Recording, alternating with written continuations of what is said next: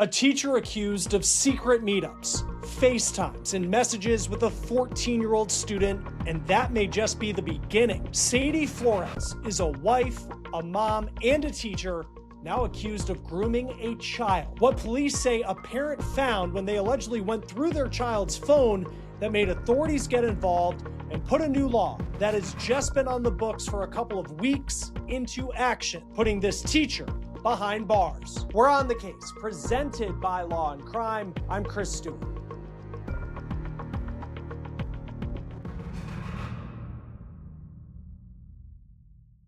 It really feels like every single week we are covering a story like this one, a story about a teacher who crosses the line with a student, a teacher who seems on the outside to have their life together, someone who at home is a spouse, someone who at home's a parent, but now they're in jail accused of violating the sacred trust that a community instills in them. Those are the accusations that this teacher, Sadie Flores, is now facing. And I am always confused as to how someone gets into the position that Flores is now in, facing allegations, and they are just allegations at this point. She's innocent until proven guilty, but they are allegations accusing her of a potential sex crime with a middle schooler. So take a look at this. This is the Facebook post that features Flores prominently on a law enforcement agency's page. And this is taking place in Graves County, Kentucky. I want you to look at this picture that the local sheriff included in his post about Sadie Flores, and you can just see the anguish on her face. You have to imagine this picture was taken right as she learned of what she was going to be accused of, and she's probably coming to grips with the truth that her life will never be the same if what she's accused of is true. I just got the uniform citation out of Graves County, and it lays out some shocking information about what police say led to these charges and what the mom of the alleged victim says that she found on a phone, including potential late-night conversations between a teacher and a student. Now, there is a twist to this case. Kentucky has a new law that is related to grooming, and this law just went into effect last month. It's weeks old. And the law is being applied here as a felony. And before I break down that part of the case, I want to back up for a second and talk about Flores, because for as shocking as it may be that any teacher would cross the line with a student, it is even more shocking when you just see who she appears to have been at home: a loving wife and a loving mom. She appears to have a young daughter. She appears to have married her high school sweetheart. She posts regularly about her family on social media. As you can see here, she's active in her church. And it also appears she was really proud of what she did for a living. She was a teacher. Here's her post from the start of last school year, and you can see her name prominently displayed outside her classroom. Flores was a teacher at Graves County Middle School. It's a public school located in a rural part of Kentucky, and it's in the southwest corner of the state, not far from the Tennessee border. And the charge she is facing is a grooming charge.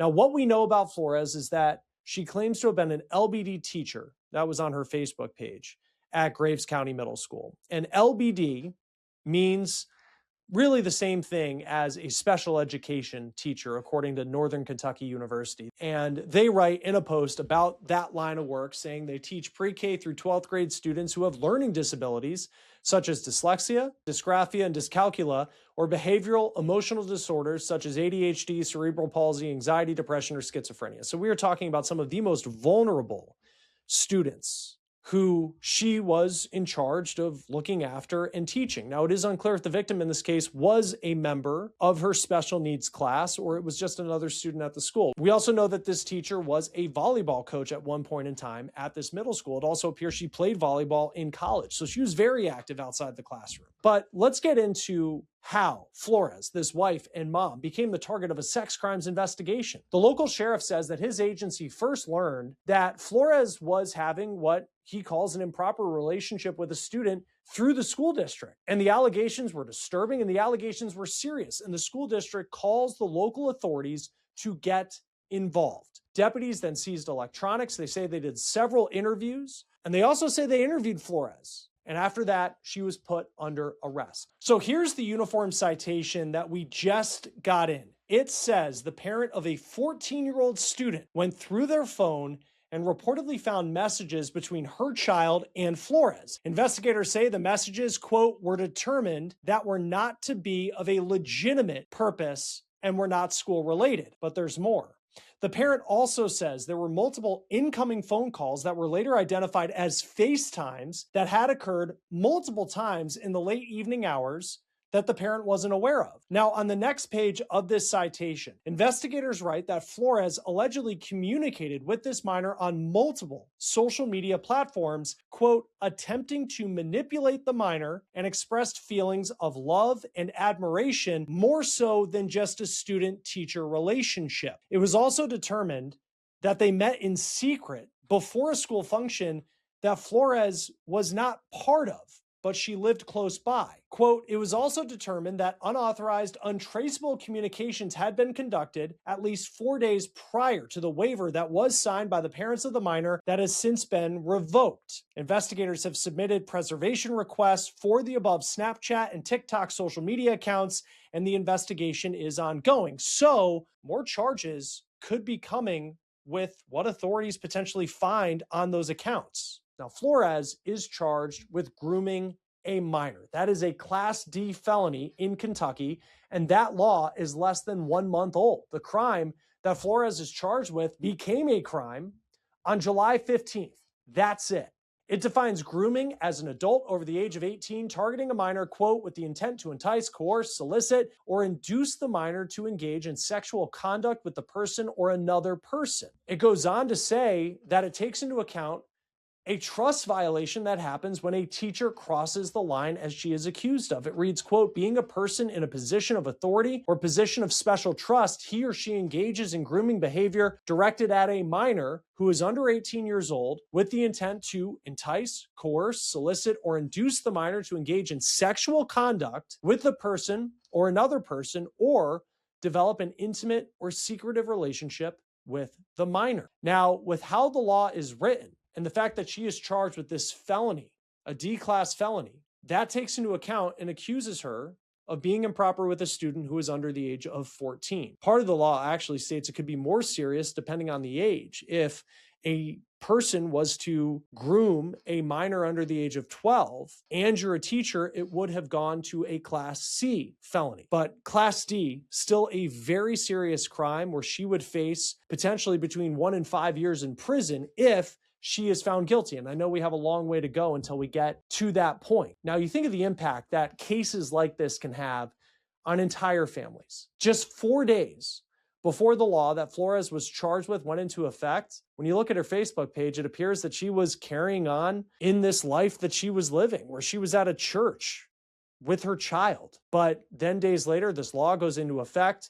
And then just a couple weeks later, she is put under arrest, and you see the mugshot here from the Graves County Jail where she spent the weekend. Now, this is the statement that the superintendent of the Graves County School District put out in the wake of Flores' arrest. It says, quote, district administration was made aware of an allegation involving a teacher at Graves County Middle School. School officials immediately reported this information to the Graves County Sheriff's Department for investigation. We have since been informed that as a result of that investigation, charges have been filed against this teacher. Because this is an ongoing legal and personnel matter, we are limiting the information we can publicly share. However, we want to assure our families that the safety and well-being of our students is our highest priority. We take any allegation involving the safety of a child or the professional conduct of an employee extremely seriously, and will continue to cooperate fully with law enforcement and the appropriate authorities. Our commitment remains to providing every student with a safe, supportive, and effective learning environment. We are grateful to the Graves County Sheriff's Department for their professionalism and assistance throughout this matter, and we appreciate the continued trust and support of our students, families, and community. Now, the sheriff says that Flores was taken to a local jail and then was transferred to an out-of-county facility. This case still has a long way to go, but if Flores is found guilty of the charge she's facing, this grooming a minor charge, she could spend between 1 and 5 years in prison and a fine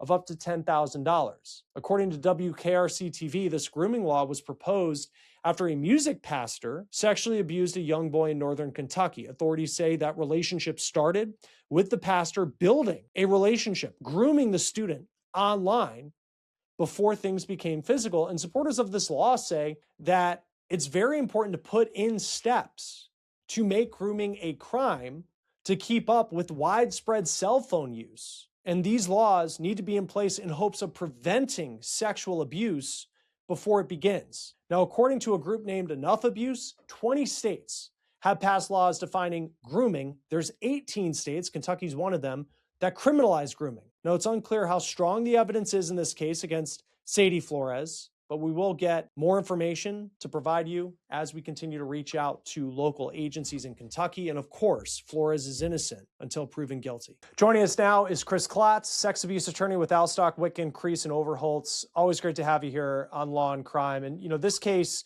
very disturbing if the accusations are true based on the law. There's very limited information at this point we have, but the fact that this law is being used, I think, is really interesting because we often hear about grooming and the concerns about it. When you look at this law, what stands out to you as someone who does work in the sex abuse space? Well, so my hat's off to the legislature for coming up with a step towards trying to protect kids. Anytime the legislature is trying to do something proactive to prevent harm to children or vulnerable people, my hat's off to the Kentucky legislature for putting something in place like this. Having said that, it's when you are doing something that's new, and this statute that this young teacher has been charged under is brand new. It just went into effect, it appears, in Kentucky in July of this year. And so anytime you have a new statute and you have to define something that can be as broad as grooming, there can be some difficulties with the definition because you don't want to accidentally, or you don't want to accuse a teacher who's not doing something that's actually nefarious with something that can be so impactful on a career. But I think that it's kind of like you and I were chatting chatting with each other about a while ago.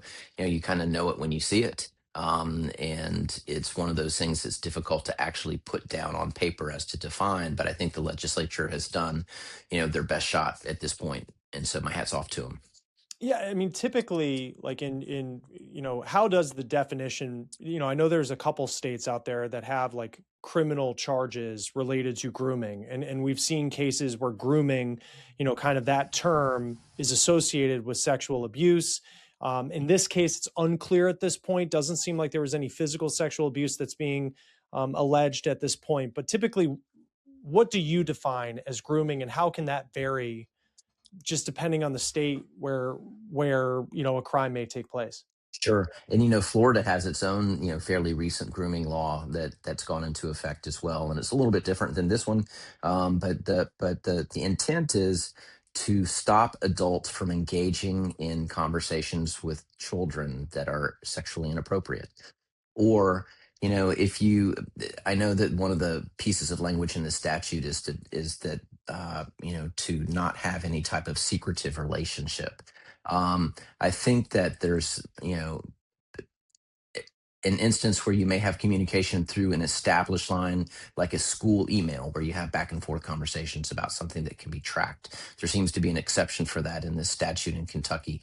But what I think they're trying to discourage is maybe a teacher and a student having a Snapchat communication or an Instagram communication or Discord communication. That might be secretive. And so, even something as simple as having a non sexual outside conversation with a child that is not through an approved school use email or communication device could potentially be considered grooming if you're trying to establish a secretive relationship with the child under the statute. So there's pretty broad power on the part of the police and the prosecuting attorneys to look at something that could be conduct that's just trying to establish a relationship with the child that's not even sexual yet. That could potentially fall as under the grooming statute in Kentucky as well, from what I'm reading. Yeah, and like when you look at that, because I also think like on one hand, I mean, how many times do we see cases, and sadly, we've talked about several of the like sex abuse cases where you're like, man, I wish someone could have stepped in before it got to this point. And we've heard, I mean, Snapchat is an app that we often hear about where, oh, this teacher ended up being in a communication with, this student over Snapchat. And then, suddenly one thing led to another, and then they crossed the line with a student. At the same time, like how can that law be a bit of a challenge where, I mean, we all had teachers growing up where maybe you had, that special relationship in a non-sexual way, not in a way that was crossing the line, just a teacher had a profound impact on your life. It seems like some of these laws, like they could apply to relationships as grooming and building a relationship and have perhaps not the intent that maybe those who would support the law would want.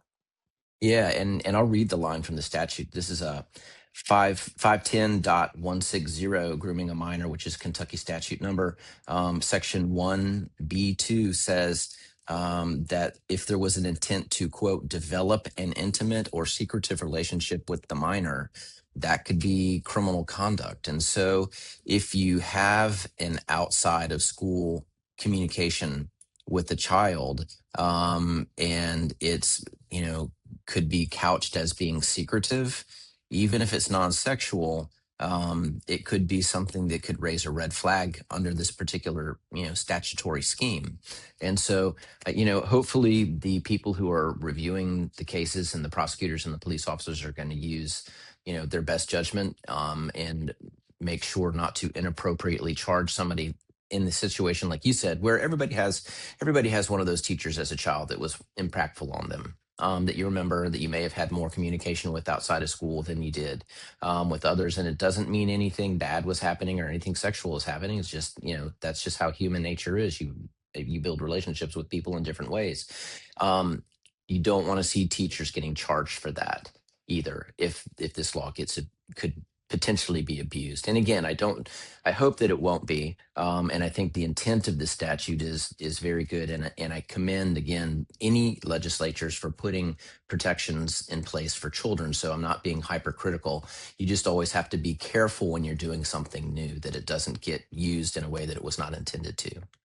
The term intimate, like legally speak, because when I hear intimate, you think sexual.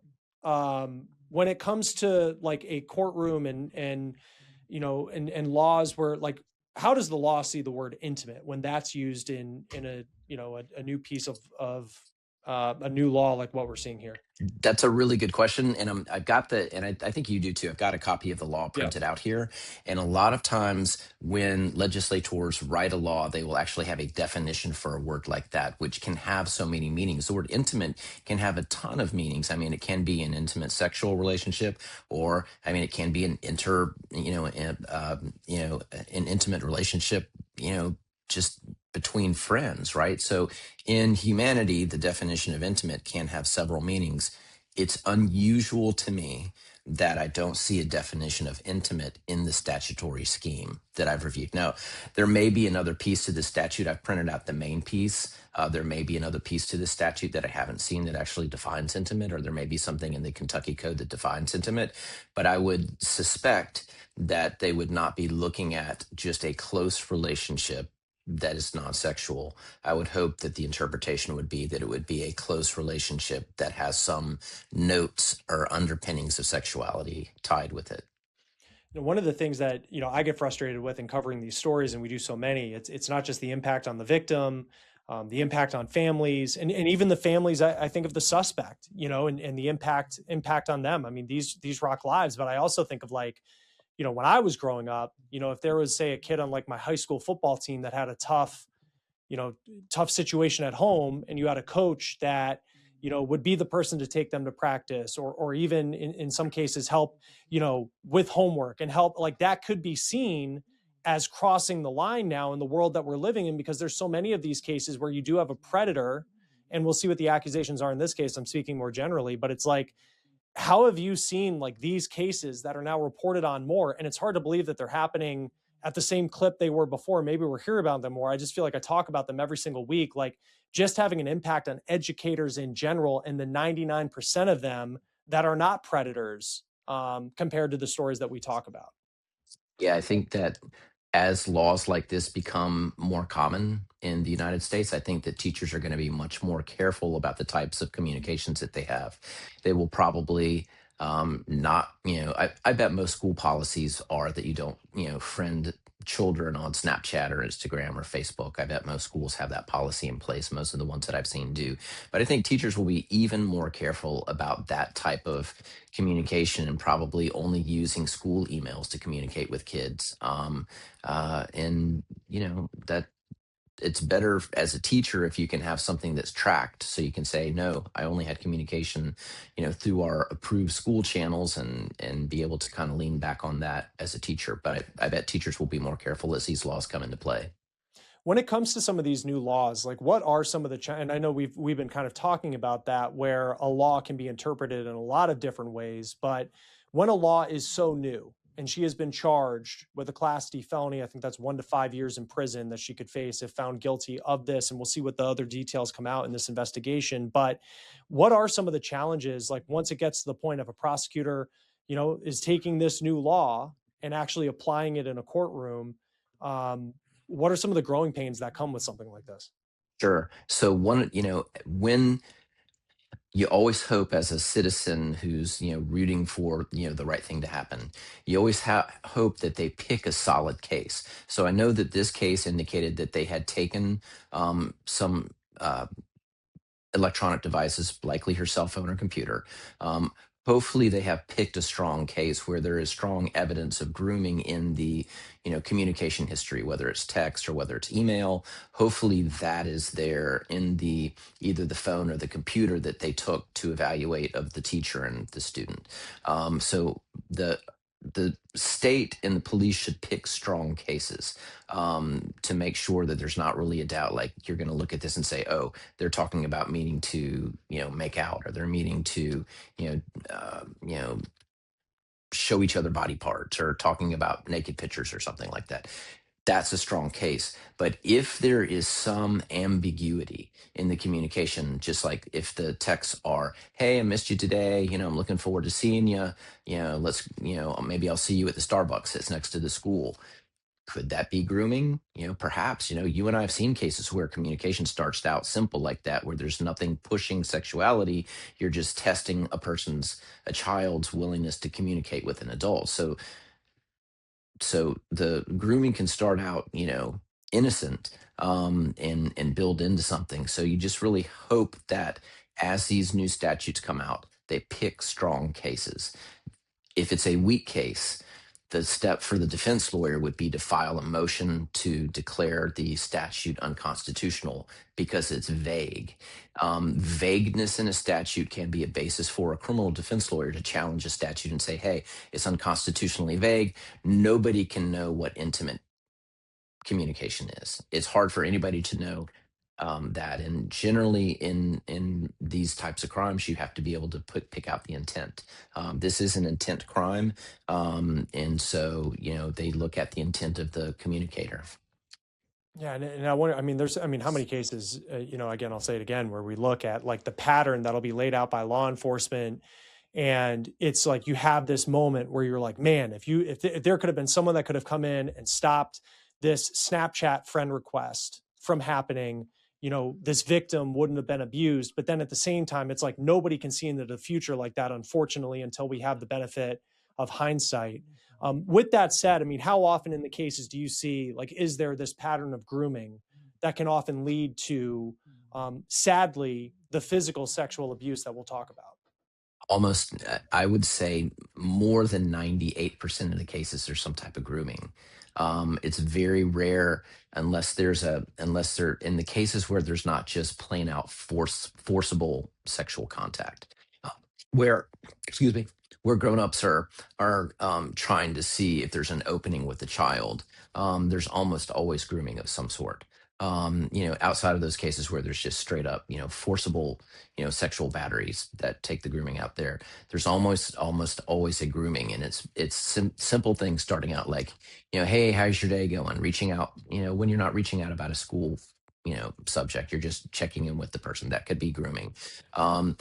Taking somebody like you were talking about, earlier, maybe there's a coach that picks a kid up and takes them back and forth to practices sometimes. That could be grooming, or it might not be grooming. You kind of don't Right. know until you see what the end intent is. So it is difficult, but there's almost always grooming of some sort. Yeah, and it's just disturbing case just based off the small information that we have at this point. It appears from the law that the victim is either 14 or younger. We'll see how this case plays out and the new information that comes out. Chris Klotz, always great to have you here on Law and Crime. Thanks for taking the time to be with us. Yeah, thanks for having me, Chris. That will do it for On the Case, presented by Law and Crime. Subscribe to us on YouTube and Spotify, and we're also streaming on Peacock. I'm Chris Stewart. We'll see you next time.